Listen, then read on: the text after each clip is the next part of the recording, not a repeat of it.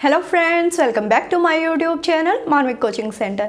Friends, हम theory of intelligence पढ़ रहे थे और आज की क्लास में हम पढ़ने वाले हैं कैटल थ्योरी ऑफ इंटेलिजेंस, यानी कि कैटल का बुद्धि का सिद्धांत। तो चलिए समझते हैं। कैटल कहते हैं कि अपने बुद्धि के सिद्धांत में कैटल हमें बताते हैं कि बुद्धि के लिए दो तत्व बहुत महत्वपूर्ण हैं। इन्होंने इंटेलिजेंस थ्योरी में दो फैक्टरों को बहुत महत्वपूर्ण माना है, दो तत्वों को बहुत महत्वपूर्ण माना है। ये कहते हैं कि बुद्धि दो तरह की होती है। एक होती है फ्लूइड इंटेलिजेंस,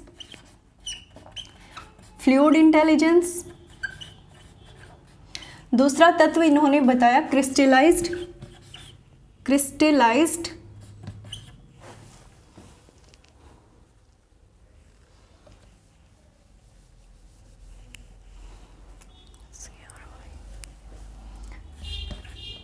क्रिस्टलाइज्ड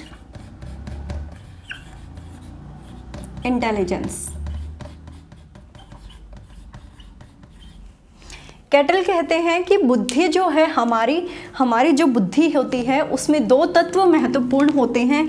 एक होता है तरल बुद्धि, एक तत्व इन्होंने बताया, एक महत्वपूर्ण कारक इन्होंने बताया तरल बुद्धि, और दूसरा ये कहते हैं ठोस बुद्धि। दूसरा ये बताते हैं हमें ठोस बुद्धि। कैटल का जो ये बुद्धि का सिद्धांत था ये स्पीयरमैन के द्विकारक सिद्धांत से ही मिलता जुलता है। तो अगर आपने स्पीयरमैन का द्विकारक सिद्धांत जो थ्योरी हमने पढ़ी थी वो वीडियो अभी तक नहीं देखी है तो पहले आप वो वीडियो देखिए। उसके बाद जब आप कैटल की थ्योरी पढ़ेंगे तो आपको ये कवर करना बहुत ईजी हो जाएगा। ठीक है, तो कैटल कहते हैं कि बुद्धि दो तरीके से होती है, उसके अंदर दो तत्व बहुत महत्वपूर्ण होते हैं, तरल बुद्धि और ठोस बुद्धि, यानी कि fluid intelligence and crystallised intelligence. ये कहते हैं कि जो फ्लूइड इंटेलिजेंस होती है ये स्पीयरमैन के जी कारक की तरह है। स्पीयरमैन का जो जी कारक है वो सामान्य कारक हम उसको बोलते हैं, वो जन्मजात होता है। ठीक उसी तरीके से इनका जो फ्लूइड इंटेलिजेंस है ये भी जेनेटिक फैक्टर पर डिपेंड करता है। तो आपकी कुछ इंपॉर्टेंट बातें यहाँ लिख सकते हैं कि जो तरल बुद्धि होती है, जो फ्लूइड इंटेलिजेंस होता है, ये हमारा वंशानुक्रम होता है, जेनेटिक फैक्टर पर डिपेंड होता है। ठीक है, जन्मजात होता है। ठीक है, तो कैटल कहते हैं कि जिस व्यक्ति की फ्लूइड इंटेलिजेंस जितनी ज़्यादा अच्छी होगी उसकी जो रीजनिंग एबिलिटी है वो उतनी ही अच्छी होगी। ठीक है, यहाँ पे रीजनिंग एबिलिटी की बात करते हैं। ये कहते हैं कि जब व्यक्ति किसी समस्या में फंस जाता है और उस समस्या के आने पर जब वो जो तुरंत निर्णय लेता है उस समस्या समाधान के लिए, वो जो इंटेलिजेंस है वो है फ्लूइड इंटेलिजेंस। ठीक है, जैसे रोड पे हम जा रहे थे, अचानक से हमारे सामने कोई बाइक आ जाए, एक्सीडेंट होते होते बच जाए, तो वहाँ पे जब हमने डिसीज़न लिया ब्रेक मारने का या कट करने का, ठीक है, अपनी डायरेक्शन को डाइवर्ट करने का, वो जो निर्णय हम लेते हैं वो लेते हैं फ्लूइड इंटेलिजेंस की वजह से। ठीक है, तो आप सेकंड पॉइंट बना सकते हो कि रीजनिंग एबिलिटी जो है हमारी, जो रीजनिंग एबिलिटी होती है वो किसकी वजह से होती है? तरल बुद्धि की वजह से, फ्लूइड इंटेलिजेंस की वजह से। ठीक है, यहाँ पे जिस व्यक्ति की जितनी अच्छी फ्लूइड इंटेलिजेंस होगी वह व्यक्ति किसी भी सिचुएशन के लिए, अचानक आने वाले समस्याओं के लिए उतना ही बेहतरीन डिसीजन ले पाता है, उस समस्या का बेहतरीन विश्लेषण कर पाता है। तो आप लिख सकते हैं तरल बुद्धि में क्या क्या गुण होते हैं कि शीघ्र विश्लेषण कर पाते हैं। जिसकी जितनी अच्छी फ्लूइड इंटेलिजेंस होगी वो उतना ही अच्छा विश्लेषण कर पाएगा, अमूर्त चिंतन कर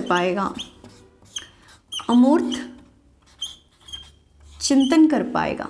ठीक है, यहाँ पर पूर्व अनुभवों का कोई रोल नहीं होता। ठीक है, क्योंकि ये जन्मजात है, ये इंटेलिजेंस हमारी जेनेटिक फैक्टर पर डिपेंड है, तो यहाँ पर अनुभवों का तो कोई काम ही नहीं होता। ठीक है, क्रिस्टलाइज्ड जो इंटेलिजेंस है वो हम अर्जित करते हैं, वहाँ पर हमारे अनुभव काम आते हैं। तो पूर्व अनुभवों का कोई काम नहीं होता। ठीक है, से आए हमारे समस्याओं में जो हम निर्णय लेते हैं वो इसी की वजह से होता है।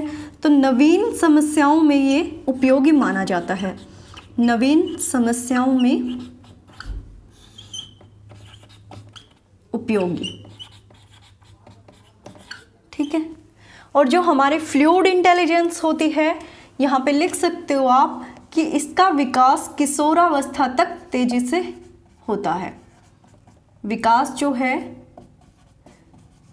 वो किशोरावस्था तक तेजी से होता है, उसके बाद इसकी गति मंद हो जाती है। जबकि जो हमारी क्रिस्टलाइज्ड इंटेलिजेंस है, इसका विकास वयस्क अवस्था तक माना जाता है। वयस्क अवस्था तक चलता रहता है या बढ़ता रहता है, क्योंकि देखिए ये क्या है, अर्जित ज्ञान। ठीक है, अनुभवों से प्राप्त ज्ञान। तो अनुभव तो हम हमारी पूरी लाइफ में करते ही रहते हैं। तो सबसे अच्छी बात या इम्पोर्टेंट पॉइंट जो है ठोस बुद्धि का, वो ये है कि ये अर्जित ज्ञान है। अर्जित ज्ञान है, हमारे अनुभवों पर आधारित है। अनुभवों पर आधारित। यहाँ पर हम फैक्चुअल नॉलेज की बात करते हैं, यानी कि तथ्यात्मक ज्ञान की बात करते हैं। जो हमारी ठोस बुद्धि होती है, जो हमारी क्रिस्टलाइज्ड इंटेलिजेंस होती है, ये हम कहीं ना कहीं फ्लूइड इंटेलिजेंस से जो हमें अनुभव प्राप्त होते हैं उसी का परिणाम होता है। ठीक है, उसी का परिणाम होता है। जैसे मैंने अभी आपको एक एग्जांपल दिया था कि एक्सीडेंट होने वाला था, हम तुरंत डिसीजन ले रहे हैं फ्लूइड इंटेलिजेंस की वजह से। ठीक है, तो कहीं ना कहीं वहाँ उस सिचुएशन में आपने जो अनुभव प्राप्त किया, जो ज्ञान प्राप्त किया, वो नेक्स्ट टाइम भी आपके काम आएगा। ठीक है, तो ठोस बुद्धि में जो ज्ञान अर्जित होता है वो कहीं ना कहीं तरल बुद्धि से ही, तरल बुद्धि द्वारा उपयोग में लाया गया ज्ञान कह सकते हो। पर जब हमारे सामने कोई नई समस्या उत्पन्न होती है और तब हम जो निर्णय लेते हैं वो फ्लूइड इंटेलिजेंस में आता है, और क्रिस्टलाइज्ड इंटेलिजेंस में कोई विशिष्ट समस्या जिस पर हम सोच समझ के हमारे अनुभवों के आधार पर उस समस्या का समाधान करते हैं, तो वो होता है क्रिस्टलाइज्ड इंटेलिजेंस के अंदर। तो आप लिख सकते हो कि विशिष्ट समस्या का समाधान करते हैं हम इससे, विशिष्ट समस्याओं के समाधान में उपयोगी, समस्याओं के समाधान में उपयोगी। ठीक है, तो ये थी फ्लूइड इंटेलिजेंस और क्रिस्टलाइज्ड इंटेलिजेंस जो हमें कैटल ने दी है। फिर से एक बार रिवाइज करते हैं। जो फ्लूइड इंटेलिजेंस होती है, जिस व्यक्ति की जितनी अच्छी फ्लूइड इंटेलिजेंस होती है, वो किसी भी समस्या के प्रति इंस्टेंट जो डिसीजन ले पाता है वो उतना ही अच्छा होता है। वो किसी भी समस्या के लिए जो उसका सोचने का जो तरीका होता है वो डाइवर्जेंट होता है, जबकि क्रिस्टलाइज्ड इंटेलिजेंस में व्यक्ति कन्वर्जेंट थिंकिंग करता है। ठीक है, यहाँ पे व्यक्ति अमूर्त चिंतन कर पाता है, ये जन्मजात कारक होता है। जबकि जो हमारी क्रिस्टलाइज्ड इंटेलिजेंस होती है ये अर्जित ज्ञान होता है, व्यक्ति का अर्जित ज्ञान होता है, एक तथ्यात्मक ज्ञान होता है, एक फैक्चुअल नॉलेज होती है। जैसे स्कूल एग्जाम्पल ले सकते हो, एग्जाम्पल के तौर पे आप लिख सकते हो कि जो क्रिस्टलाइज्ड इंटेलिजेंस है, जो स्कूल से जो हम जो अनुभव प्राप्त करते हैं वो ठोस बुद्धि का ही उदाहरण है।